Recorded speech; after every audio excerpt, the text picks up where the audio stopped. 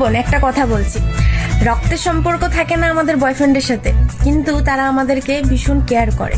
আর যেই ছেলেরা কেয়ার করে তারা কোথাও বেরোতে দেয় না, বাড়ির থেকে বেরোনোর নাম শুনলেই তাদের মুখটা বাংলার পাঁচের মতো হয়ে যায়।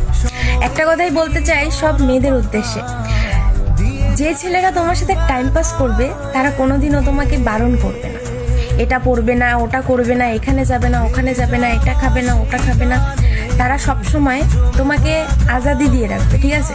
তুমি ভাববে হয়তো এটাই তোমার জীবন, কিন্তু বিশ্বাস করো, যে ছেলেটা তোমাকে রোকটোক করে সে তোমাকে সারা জীবন ভালোবাসবে।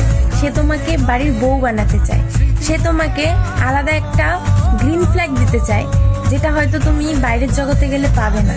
তাই বলি, এক পুরুষে যদি আসক্ত হয়ে থাকো তুমি, একটা ছেলেকে যদি সত্যিই তুমি ভালোবাসো, তাহলে তার মনের ফিলিংসগুলো বোঝার চেষ্টা করো।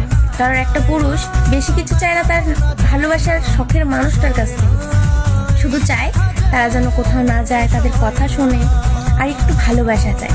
এর থেকে বেশি কিছু চায় না। যদি তুমি সেটা তাকে দিতে পারো, তাহলে দেখবে দুনিয়ার সব সুখ তোমার পায়ের কাছে এনে রাখবে সেই ছেলেটা, যে তুমি তাকে এতটা ভালোবাসো যাতে সে ফিল না করে যে আমাকে ভালোবাসার লোক নেই।